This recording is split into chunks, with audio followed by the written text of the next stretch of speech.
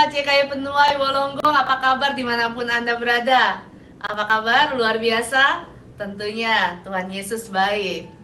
Anda bisa pensiun dari sebuah pekerjaan, tapi jangan pernah berhenti untuk membuat kontribusi yang sangat berarti dalam hidup.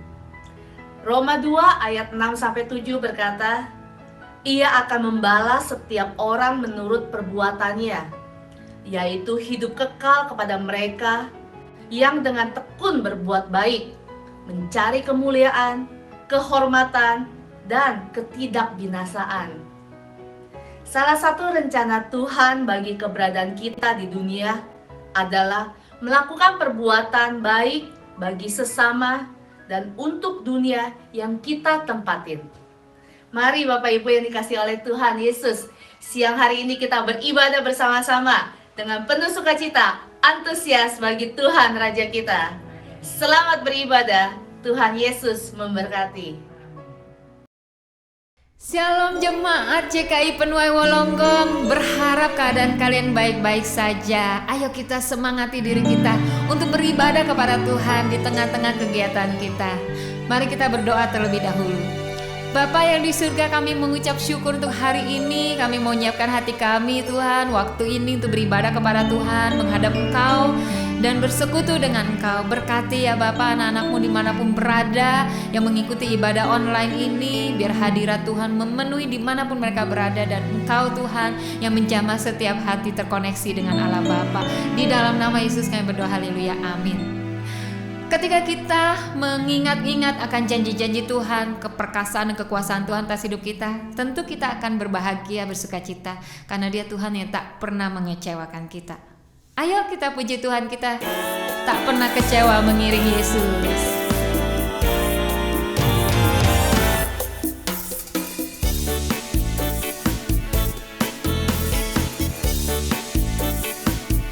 Tak pernah kecewa mengiring Yesus, tak pernah kecewa, ku serahkan semua, berjalan sertamu, semakin bahagia, tak pernah kecewa, tuh selamanya, tak pernah kecewa mengiring Yesus, tak pernah kecewa, ku serahkan semua, berjalan sertamu, semakin bahagia, tak pernah kecewa, buat selamanya. Dia harus semakin bertambah, Dia harus makin bertambah, ku harus makin berkurang. Nama Yesus saja disembah, ku di tempat paling belakang. Bila Yesus ditinggikan dan salibnya diberitakan, pasti Dia menarik semua orang datang kepadanya sekarang. Dia harus makin bertambah, ku harus makin berkurang. Nama Yesus saja disembah, ku di tempat paling belakang. Bila Yesus ditinggikan dan salibnya diberitakan, pasti Dia menarik semua orang datang kepadanya sekarang. Pasti Dia menarik semua orang datang kepadanya sekarang lagi. Pasti Dia menarik semua orang datang kepadanya sekarang. Yes. Maka kita harus terus meninggikan nama Yesus ya. Kita akan tahu bahwa mengikut Yesus, Dia tidak hanya tidak mengecewakan kita, Dia juga yang memegang janji-janjinya. Jadi ayo terus berharap kepada Tuhan. Ketika kita jatuh bahkan, Tuhan tidak akan tinggal diam. Dia akan mengangkat kita kembali. Dia menopang tangan kita dan memberikan kekuatan dan kemampuan untuk berjalan lagi. Pujikan lagu ini dengan iman untuk membangun harapan kita kepada Tuhan lebih lagi.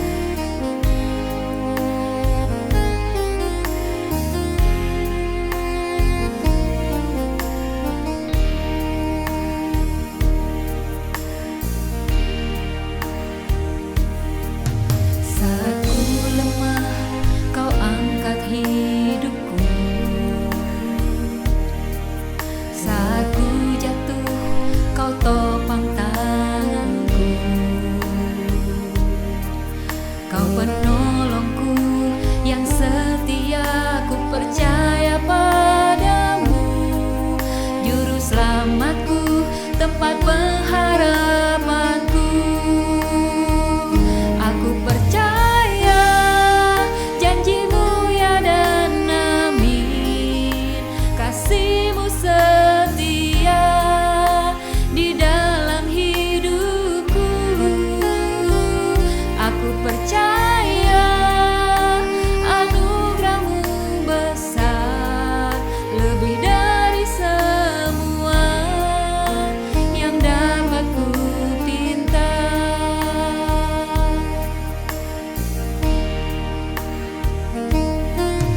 Saat ku lemah, kau angkat hidupku. Saat ku jatuh, kau angkat tanganku. Kau penolongku yang setia, ku percaya padamu. Juru selamatku, tempat pengharapanku. Aku percaya janjimu ya dan amin. Kasihmu setia di dalam hidupku. Aku percaya anugerahmu besar, lebih dari semua yang dapat ku pinta.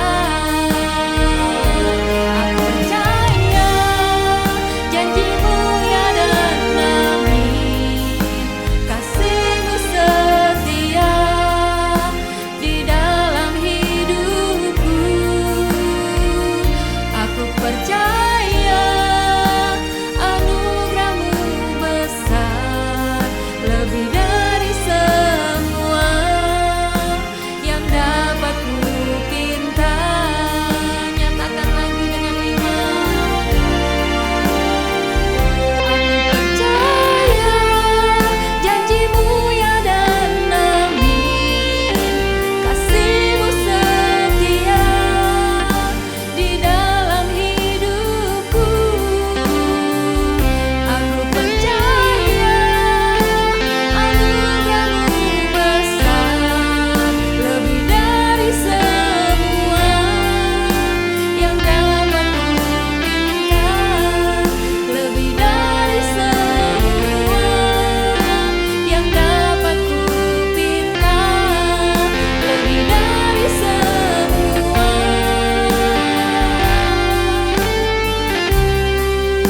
yang dapat ku pinta.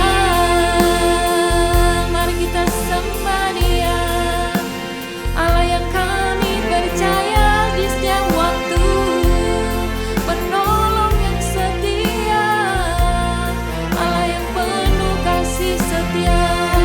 Anugerahmu cukup bagi kami.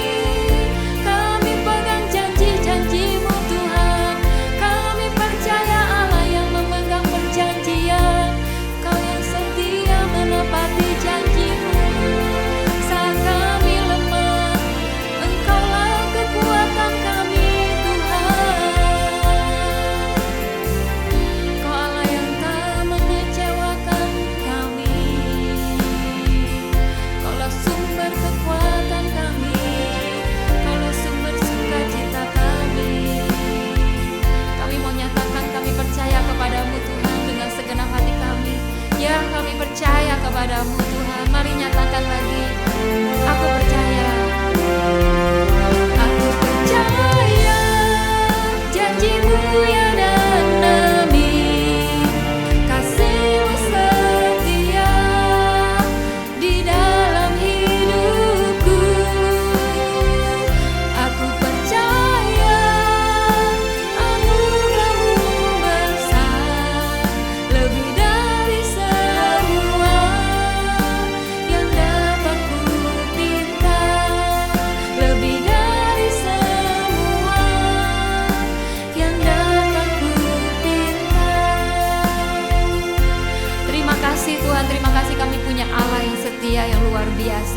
Kami siapkan hati kami untuk mendengarkan firman Tuhan. Kami percaya firman-Mu meneguhkan kami, firman-Mu memberikan jawaban kepada kami, firman-Mu menopang kami Tuhan, firman-Mu membawa kemenangan dalam hidup kami.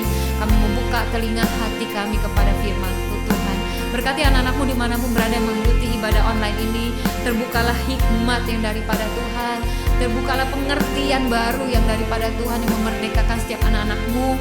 Terbukalah Tuhan, berkat-berkat-Mu tercurah kepada anak-anak-Mu mendengarkan firman Tuhan. Dan kami menjadi orang-orang yang dibaharui, dikuatkan kembali oleh Tuhan. Dan berkati hamba-Mu yang menyampaikan firman di dalam nama Yesus kami berdoa, haleluya, amin. Selamat mendengarkan firman Tuhan.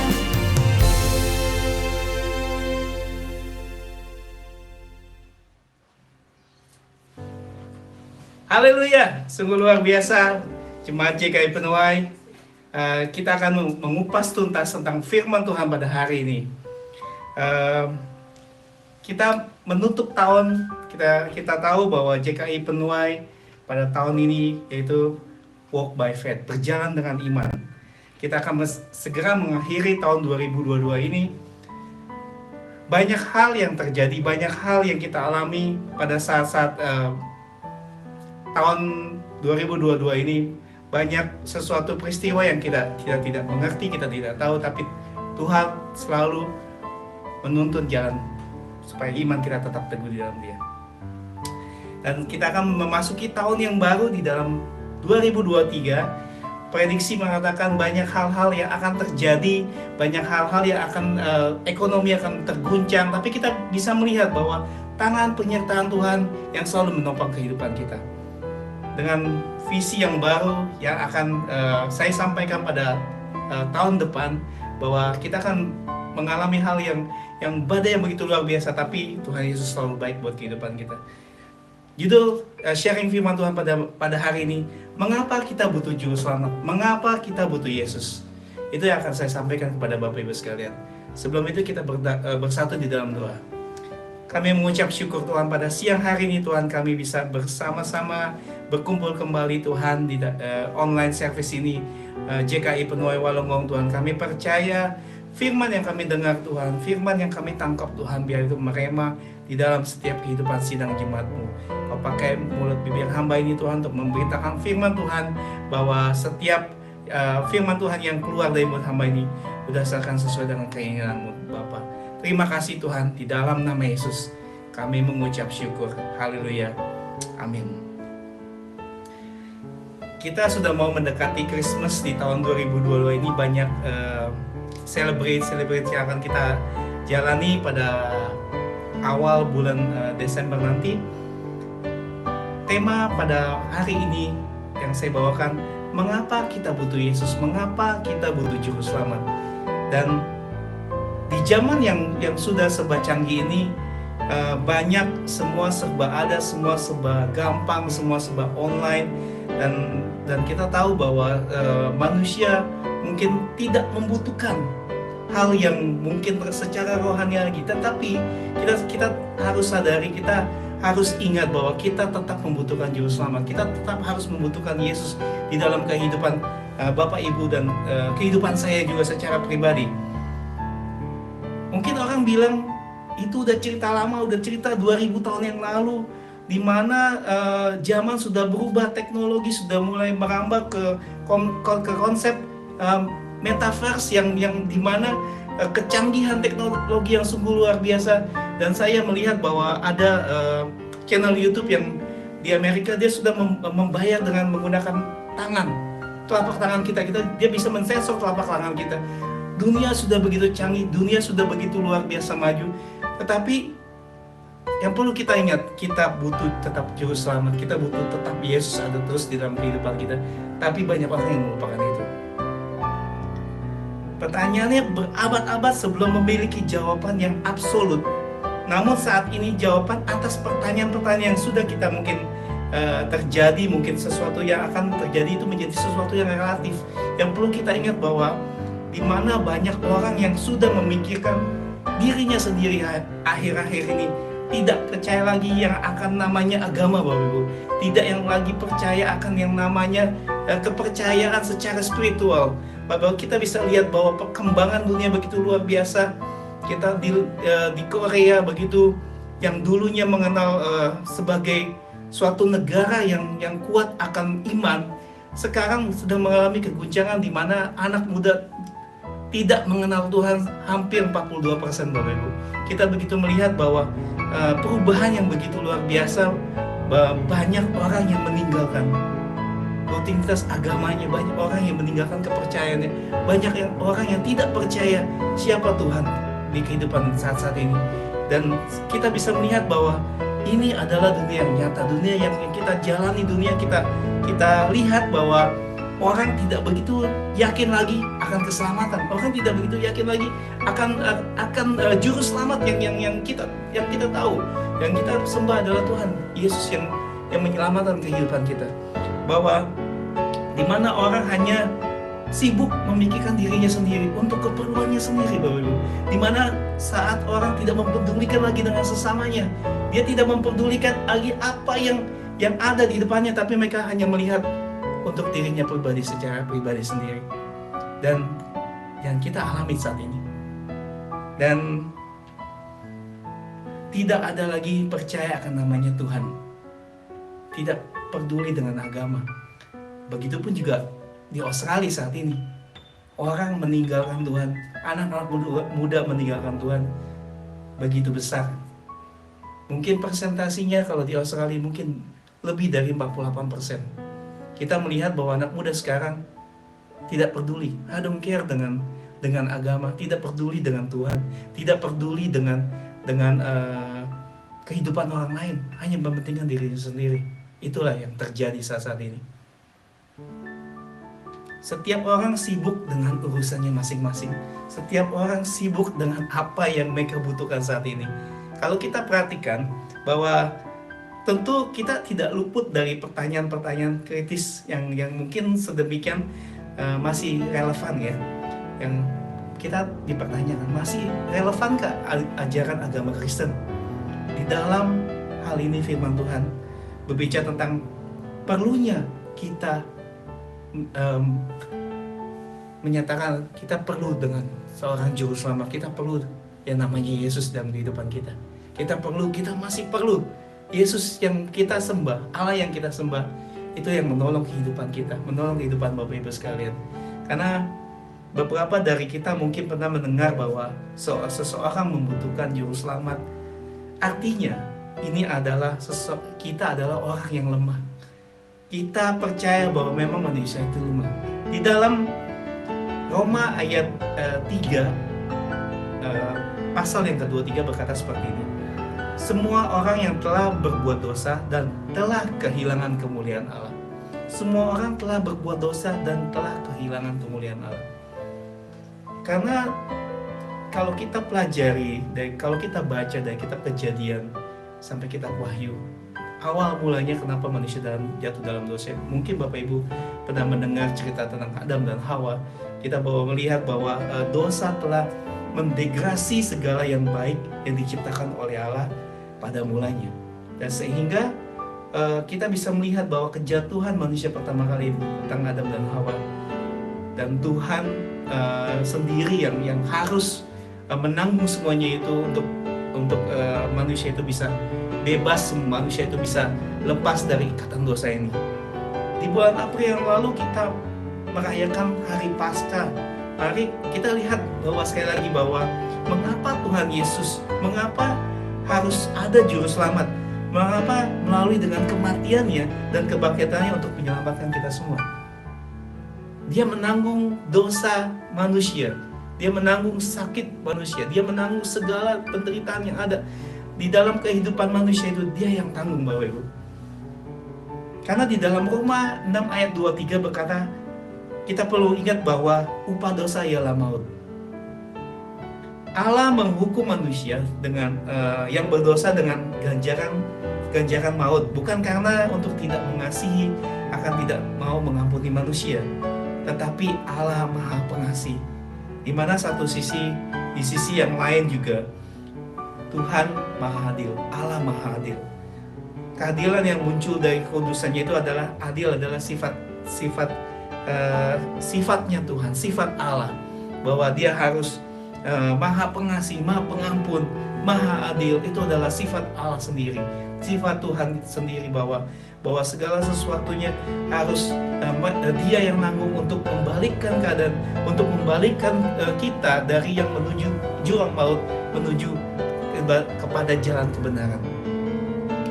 Di dalam kalau kita lihat di dalam Kamus Bahasa Indonesia mendefinisikan bahwa keadilan itu sebagai sifat yang tidak berat sebelah, berpihak kepada yang benar, sesuatu yang sepatutnya. Karena mengapa ada beberapa alasan manusia tetap memerlukan juru selamat yang menyelamatkan dari hukuman Allah. Yaitu pertama yang saya ingin bagikan, bahwa keadilan Allah harus terpenuhi, harus dipenuhi.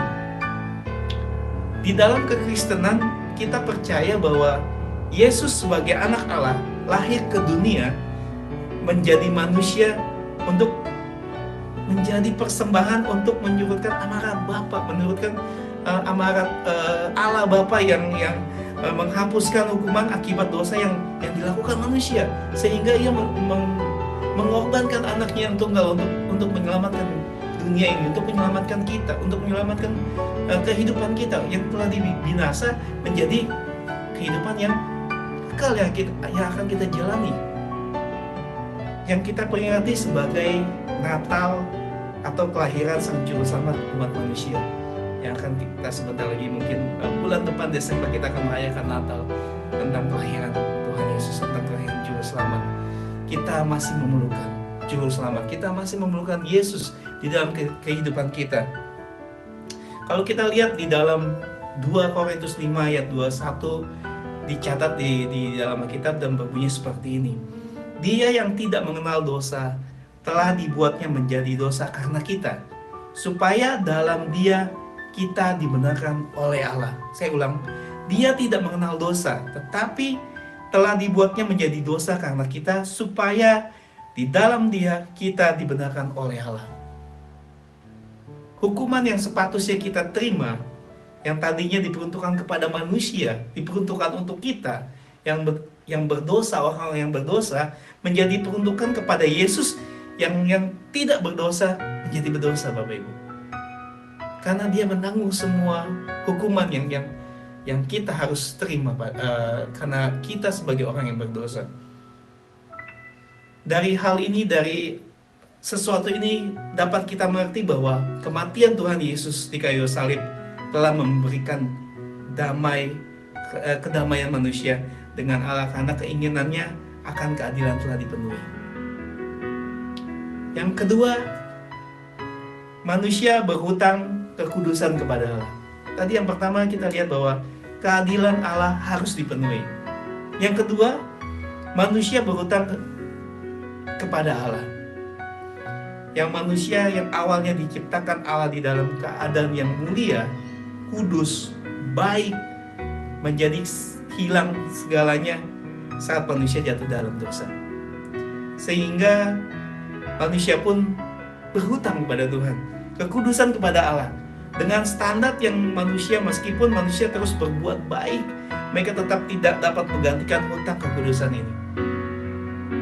Ada satu agama mengajarkan kalau kita berbuat baik, kita banyak berbuat amal, sedangkan uangnya itu hasil mencuri atau hasil korupsi, tapi kalau dia banyak berdharma, banyak memberi sedekah, dia akan tetap diperhitungkan, walaupun nggak tahu uang ini berasal dari mana, mungkin hasil dari korupsi kah, mungkin hasil dari perjudian kah. Dan kalau dia memberikan uang itu untuk sedekah, untuk memberikan bantuan kepada orang lain, itu masih dapat diperhitungkan. Tetapi di kekristenan kita tidak mengajarkan hal seperti itu, di mana kita bisa melihat bahwa Tuhan sendiri yang memberikan dirinya untuk Dia disalib, untuk Dia mati untuk kita, Dia lahir untuk kita, Dia mati untuk kita, dan kita bisa melihat bahwa apa yang Tuhan kerjakan finish, dan Dia benar-benar memberikan kehidupannya, memberikan dirinya untuk sesuatu hal yang tidak diperbuatnya, sehingga membuat hidup kita menjadi lebih berarti. Di dalam Yesaya 64 ayat 6 berkata seperti ini, mencatat bahwa bahkan setiap kesalahan manusia itu seperti kain kotor Bapak Ibu di mata Allah. Kita bisa melihat bahwa kehidupan manusia setelah jatuh ke dalam dosa itu seperti kain kotor yang Tuhan lihat. Manusia tidak berkenan kepada Allah, tetapi karena kebaikan Tuhan, karena keadilan Tuhan, karena belas kasihan Tuhan, karena anugerah Tuhan, kita telah diselamatkan. Bahwa hanya anaknya Allah yang kudus, yang lahir menjadi manusia, yang dapat membayar hutang kekudusan ini kepada Allah, hanya kepada Yesus. Apa yang Yesus lakukan di kayu salib sesungguhnya adalah penggenapan yang sempurna dari rencana keselamatan Allah bagi manusia. Dari peristiwa ini, dari Taman Eden sampai Tuhan Yesus dikalib, sampai Tuhan Yesus bangkit untuk naik ke surga, menyiapkan tempat bagi kita, dan Dia menyerahkan Roh Kudus dalam setiap kehidupan kita, anak-anak orang-orang yang percaya kepadanya. Di mana Allah mengenakan, kita bisa melihat bahwa waktu Adam dan Hawa jatuh ke dalam dosa, dan darah binatang harus tercurah sebagai lambang penghapusan dosa. Dan kita lihat bahwa dari kitab-kitab Kejadian, dari kitab-kitab Raja-Raja, sehingga kita bisa melihat pengorbanan yang harus diberikan, baik persembahan yang harus diberikan, harus merelakan darah yang harus dicurahkan untuk penghapusan dosa. Karena kita bisa lihat bahwa setelah kita lihat bahwa Yesus lahir, Dia melihat bahwa hanya darah Tuhan Yesus yang bisa menghapuskan kita semua, bisa menghapuskan dosa manusia. Namun persembahan darah binatang tidaklah cukup untuk secara permanen untuk menebus dosa-dosa manusia, Bapak Ibu. Oleh sebab itu kembali Allah berinisiatif untuk menyelamatkan manusia melalui peristiwa lahirnya Tuhan Yesus. Karena hanya dengan lewat pengorbanan anaknya yang kudus dan tidak tercacat ini, penebusan dosa manusia terjadi secara sempurna. Cara pengorbanan yang ditempuh adalah cara yang kalau kita lihat di movie atau yang kita lihat di TV, yang di film-film itu ada suatu hal yang keji kalau kita melihat kejadian itu. Tapi kita bisa melihat melalui peristiwa Tuhan Yesus di kayu salib, bahwa sungguh bersyukur dengan kelahiran Tuhan Yesus, mengapa kita perlu juru selamat. Dan kita bisa lihat bahwa kita harus bersyukur pada Tuhan. Yesus bukan saja sampai telah kematiannya, tetapi terlebih juga telah bangkit, dan Ia tidak dibangkitkan, maka ialah sia-sia iman kita kepadanya. Di dalam Korintus 15 ayat 17 berkata, sehingga apa yang sesudah Ia mencapai kesempurnaan, Ia menjadi pokok keselamatan yang abadi bagi semua orang yang taat kepadanya. Maka dapat saya simpulkan bahwa meskipun manusia saat ini berada di zaman yang sangat maju di dalam segala bidang, manusia tetap membutuhkan juru selamat. Kita masih tetap membutuhkan Tuhan Yesus. Kita masih tetap membutuhkan Yesus dalam kehidupan kita. Kita masih membutuhkan Tuhan karena Ia sanggup menyelamatkan dari hukuman akibat dosa. Dia sanggup menolong kehidupan Bapak Ibu. Dia sanggup menuntun kehidupan Bapak Ibu. Dia sanggup memulihkan keadaanmu. Dia sanggup juga memberikan kekuatan yang baru di saat kita lemah. Hanya di dalam nama Tuhan Yesus. Kita tahu bahwa akhir-akhir ini kita mengalami mungkin situasi yang tidak mengenakan, situasi yang kurang nyaman di dalam kehidupan kita, situasi yang mungkin menghambat pertumbuhan rohanimu, situasi yang mungkin menghambat masa depanmu, situasi yang mungkin menghambat pemikiranmu, aktivitasmu, atau pelayananmu, yang menghambat segala sesuatu yang menghambat. Tapi ingat bahwa ada Yesus yang selalu menolong dan menopang kehidupan kita. Dan kita tahu bahwa Tuhan Yesus tidak pernah meninggalkan kehidupan kita. Oke, ambil contoh ilustrasi seperti ini. Ketika kita berjalan dalam Tuhan, Dia memegang tangan kita. Tuhan tidak pernah sekali-sekali melepaskan itu, tetapi kita yang melepaskan tangan kita. Karena apa? Karena mungkin kita lelah. Karena apa? Mungkin karena kita merasa diri kita mampu untuk melakukan itu. Mungkin karena diri kita merasa kita sanggup untuk melakukan itu. Tapi tanpa dia kita tidak akan bisa melakukan apa-apa. Kita yang selalu melepaskan tangan kita dari tuntunan tangan Tuhan. Bukan Tuhan yang melepaskan tangannya. Kita bisa melihat bahwa ilustrasi ini mungkin hanya sekedar ilustrasi. Tapi kita bisa lihat bahwa apa yang Tuhan sudah pegang, apa yang Tuhan sudah janjikan di dalam kehidupan kita, itu pasti akan tergenapi. Tapi waktu Tuhan adalah waktu yang terbaik. Amin.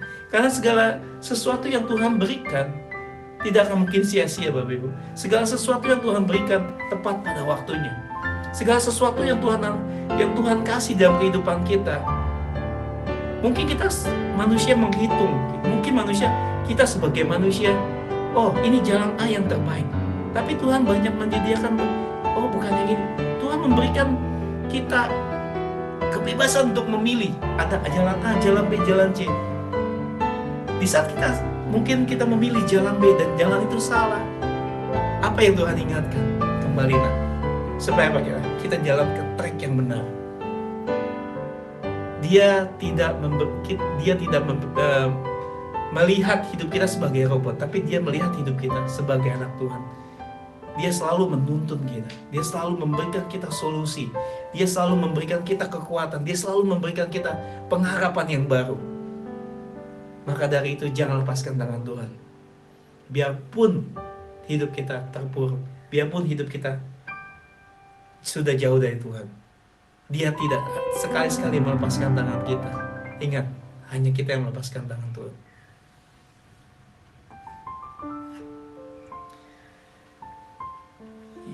Juru selamat ialah yaitu Tuhan Yesus Kristus sendiri, yang telah mati, bangkit, naik ke surga untuk kemuliaan, dan kembali ke dunia untuk menjemput kita di dalam kemuliaannya, untuk membawa hidup kita memerintah selama-lamanya dengan Dia. Itu adalah kehidupan yang kekal setelah kita mungkin melewati kematian. Dunia membutuhkan juru selamat, dunia membutuhkan keselamatan. Akhir ini banyak sekali orang yang kehilangan arah. Mungkin pemuda-pemuda kehilangan arah, terjumus di dalam narkoba, terjumus di dalam apapun yang mata dunia melihat itu tidak baik. Dunia membutuhkan keselamatan, dunia membutuhkan juru selamat. Dan kita bisa tahu bahwa keselamatan tidak ada di dalam siapapun juga selain di dalam Dia. Sebab di bawah kolong langit ini tidak ada nama lain yang diberikan kepada manusia yang olehnya kita dapat diselamatkan, di dalam Kisah Rasul 4 ayat 12. Karena kita bisa lihat bahwa keselamatan yang sejati, keselamatan yang kita peroleh hanya melalui Tuhan Yesus sebagai juru selamat kita. Natal mengingatkan kita kembali bahwa dunia membutuhkan juru selamat, dan artinya dunia ini membutuhkan Tuhan Yesus, karena dunia tidak akan pernah bisa menyelamatkan dirinya sendiri. Selamat merayakan kelahiran Tuhan Yesus, juru selamat kita. Kita merayakan dengan meriah, kita merayakan Natal, Christmas dengan penuh sukacita, dengan penuh mungkin musik yang bagus, dengan baju yang bagus. Tapi kita lihat, kita harus melihat bahwa apa yang kita rayakan, kita merayakannya dari hati kita, bahwa kita membutuhkan Tuhan, kita membutuhkan juru selamat. Dari hari ke demi hari, tahun demi tahun, bulan demi bulan kita terus lalui. Tapi yang hanya kita lihat hanya mungkin acaranya, celebrationnya. Tapi kita tidak melihat sisi lain. Kita membutuhkan Tuhan Yesus, kita membutuhkan juru selamat. Bukan hanya sekedar perayaan yang kita lalui setiap tahun, tapi kita perbaharui di, oh Tuhan, aku butuh Engkau Tuhan.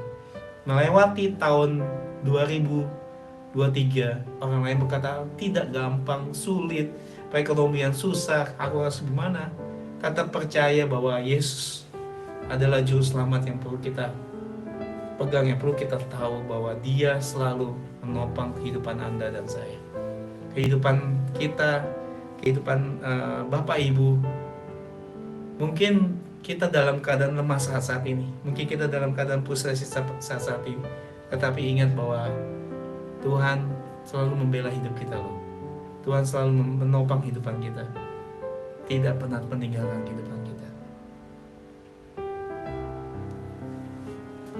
Itulah firman Tuhan yang bisa saya sampaikan pada siang hari ini.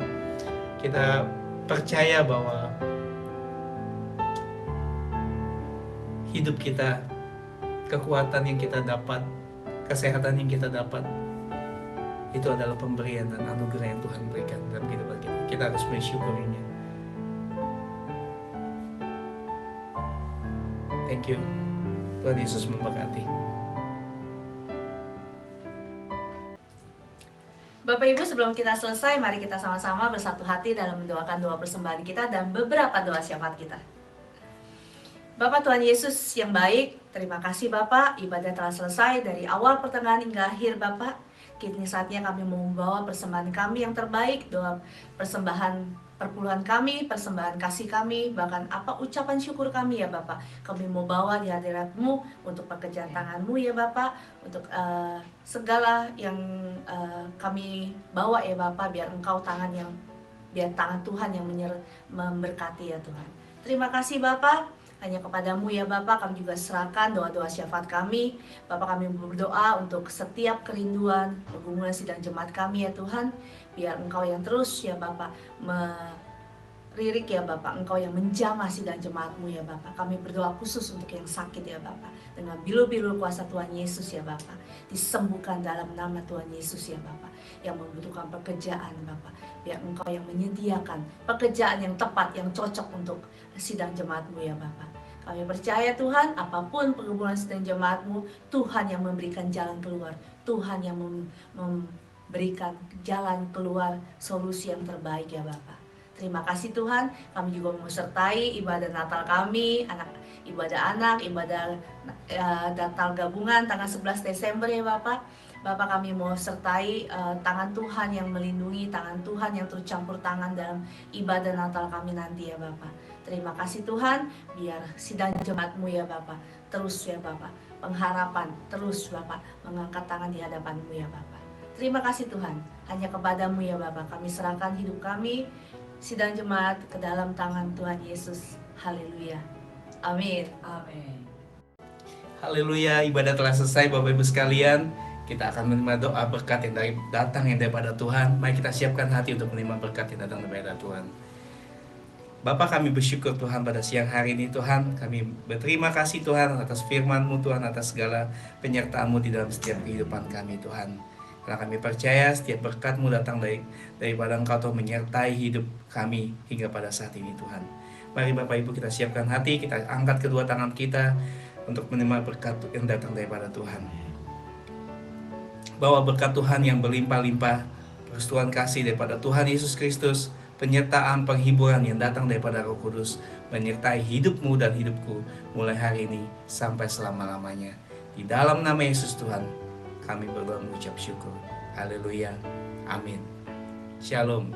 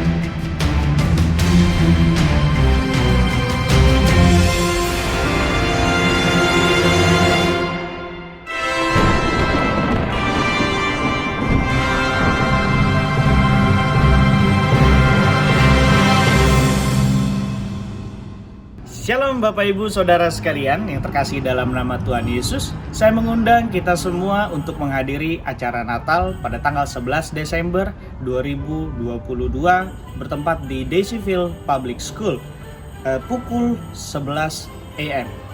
Saya mengundang kita semua untuk hadir, kita ramaikan, kita bertemu, berkumpul untuk merayakan kelahiran Tuhan Yesus Kristus. Untuk info lebih lengkapnya boleh hubungi nomor yang tertera di layar. Tuhan Yesus memberkati.